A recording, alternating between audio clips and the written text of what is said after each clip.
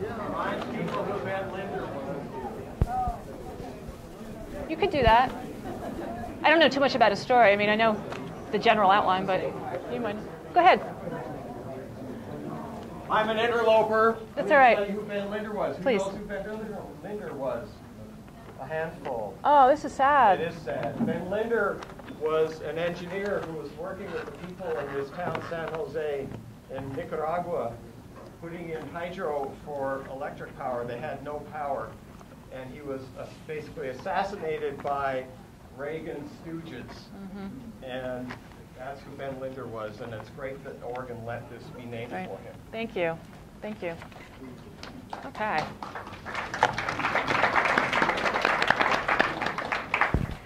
So turn off your cell phones, please.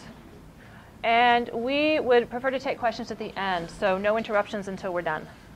All right? Okay. So, no mention of Derek? No. All right. This is Cameron Murphy. He's one of the founders of Fertile Ground, which is an environmental education nonprofit. He's been involved in environmental and feminist activism for over 4 years.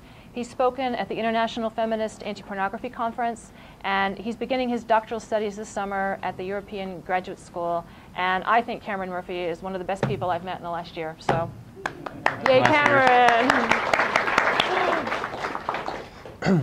All right, how is this? It's good? Great. So let me see a show of hands. How many people here watch Democracy Now? Someone? Oh my God, this is a great room. All right, so about half of us. Then you might be familiar with this experience. About a year ago, I started watching Democracy Now! Every morning. But very quickly, I had to stop. Because I would wake up in the morning, and I'd go over to the computer, and I would just be bombarded with all these headlines. World expected to rise 6 degrees Celsius by end of the century. Species loss could reach 75%. Scientists of coral reefs, less than 3 decades. Republicans win another major election. Democrats win another major election. It's just the worst news you can imagine. And if you're reading this day after day, it starts getting really tiring. And you wind up saying to yourself, oh my God, we're watching the world end. And we are watching the world end. Maybe you've heard that terrifying yet oh so honest line from Paul Hawken. He says, quote, "The health of every major life system on the planet is in decline, and that rate of decline is accelerating. And there hasn't been a single peer-reviewed article published in the last 30 years that contradicts that statement," end quote. We're living in the endgame of industrial civilization. And that phrase, industrial civilization, that tells us 2 things. First, that our way of life is industrial.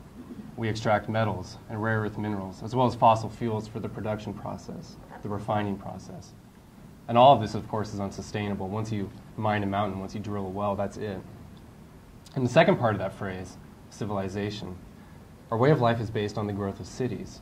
And what are cities? Cities are groups of people living in large enough densities to require the routine importation of resources.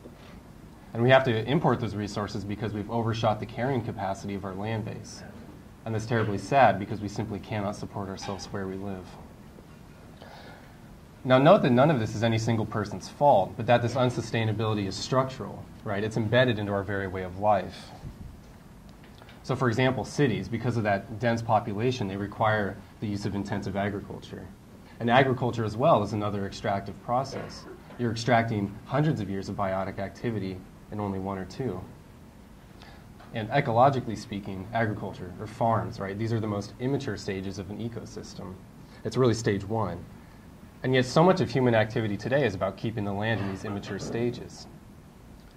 And there's a really great line by William Catton. He says, nature's tendency is to turn farms into wilderness. And humans' tendency over the past 10,000 years has been to turn wilderness into farms. And we only need to look at every historical account. Oh, looks like we have a password problem. No idea what it is. I'll just make it go away. We only need to look at every historical account of agricultural life, so Grapes of Wrath, Emile Zola's The Earth, to see what that work does to both the land and the people. And we know now today, after thousands of years of this, where this has led us. And it's why we're all here today, fighting. So we're at the end of the line, and a lot of us know this, but we haven't yet allowed it to shape our strategy and our tactics as environmentalists. It was really strange for me, leading up to the Copenhagen COP15 climate conference, right? This is December of 2009. everyone was saying this is the last chance we have for an international response to climate change if we're going to avoid catastrophe. And so the conference comes, big surprise, right? The rich nations end up making backroom deals. They screw over the poor nations, the small island states especially, which are going to be underwater if this isn't stopped. Okay, that's climate genocide. But what happened afterward? There was no discussion of the fact that we just missed the last chance. Nothing shifted, not our language, not our strategy. And it was as if the whole thing had never happened. So Lierre and I, that's what we want to talk about today, is what does this all mean and where are we? And what we have in mind is a major refocusing of today, what it means to be an environmentalist. Now, it's one of our main points that most environmentalists today are in a way pre-political, meaning they haven't crossed that threshold into an awareness of how social change actually happens. And in most cases, what this boils down to is not clearly understanding power, right? The reality that certain people in this culture have more power than others, and that affects how we create change. So power ends up being that threshold between a really radical political awareness and then a lot of environmentalism we say today. So to jump right at it, here's one of the strongest tools we have. And this is a really special graph for me, and I hope that it ends up being helpful for you as well. And this is the distinction between liberal and radical. So as I go through this, try to place your own experiences in the environmental movement or with other environmentalists. Try to place it somewhere on one side or the other. Because this is the whole point of this exercise. Is we're trying to clarify our experiences, pardon me, we're trying to clarify our experiences as well as draw out patterns where they exist. So we distinguish between two theories and practices of social change, liberal radical. And throughout the rest of this presentation, we're going to be giving historical examples. Now that's a key point, that this distinction is historically based. We didn't just make this up, but instead we're drawing on a rich history of political activism, of social change. And I personally feel very proud to be at the receiving end of that heritage. So the first point of difference between liberal and radicals is their basic idea of the unit of social change.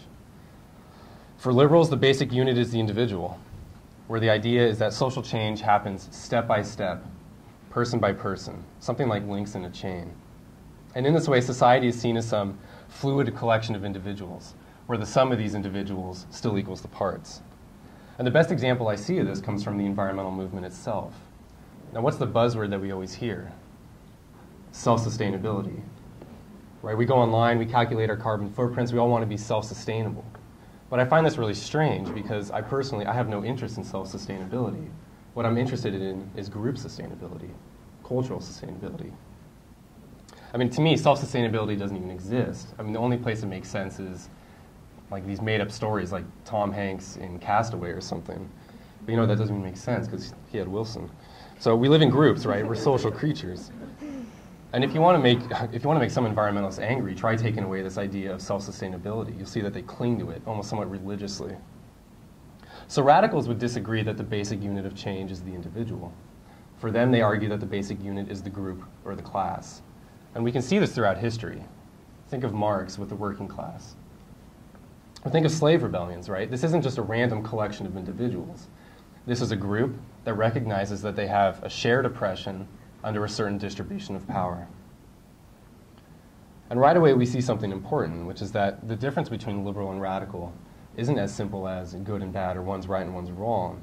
And in a way, using a chart like this somewhat betrays their relationship, which is that most of the primary points of the liberal position are included in the radical position, but not as primary, only rather as smaller elements within the framework. And in this way, the liberal position is severely underdeveloped in comparison to the radical position. And maybe some of us here know the quote from Angela Davis, pardon me, where she says radicalism simply means grasping something at the root. And I believe that's true here as well, in terms of grasping how we actually create social change. It's a more comprehensive vision. So the next point between the two, and this is really the heart of the liberal-radical distinction, which is that for liberals, social change is primarily an idealistic process, meaning that it happens in the mind.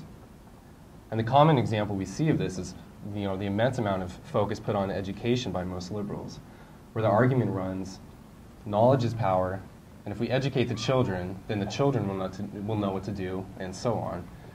And this is true to a certain degree. I mean, we're here today playing a role in political education.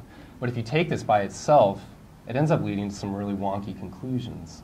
So just think of the typical New Age approach that is so thorough in environmentalism today, where how social change happens is through a shift in consciousness, right?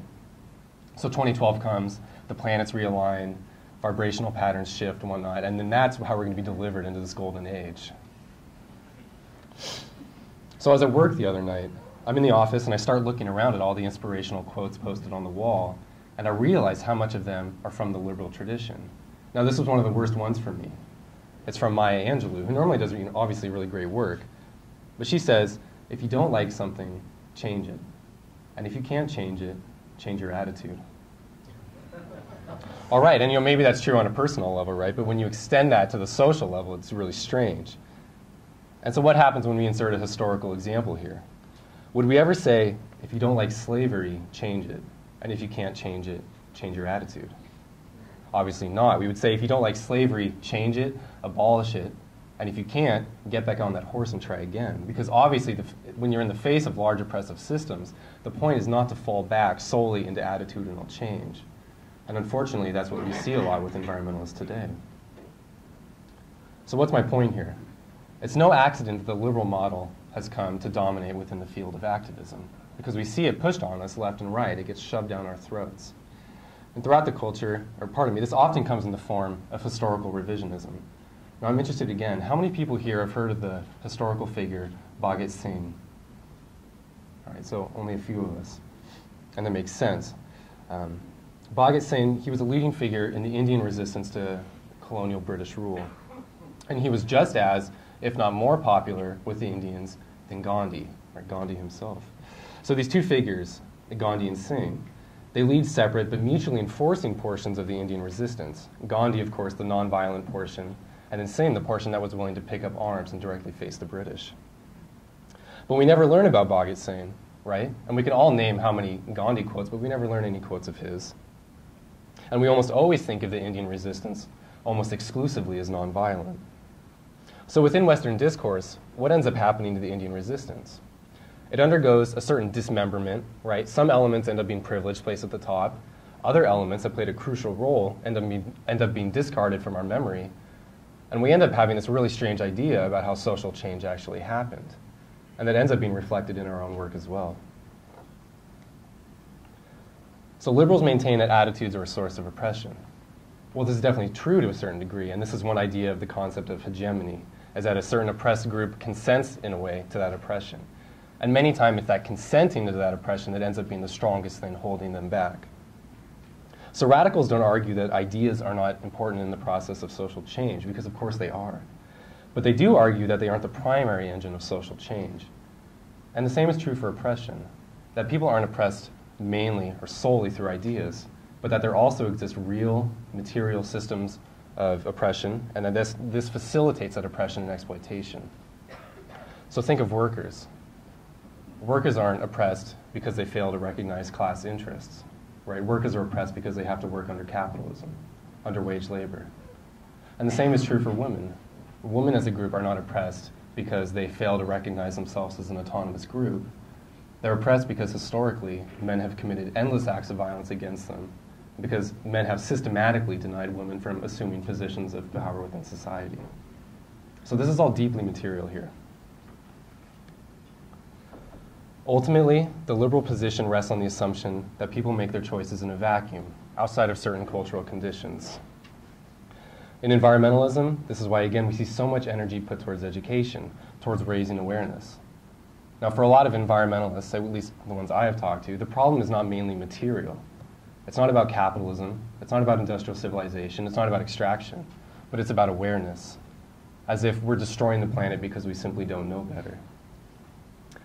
And this explains why they so often believe that if we were able to talk to those in power rationally and explain the situation to them, say, this is climate change, this is what's happening, okay, we have soil erosion, species extinction, and if we were able to really explain this to them, then they would stop doing what they were doing, that they would change their behavior. The problem, of course, is that it ignores the system of social rewards, right? That certain people are benefiting from this destruction.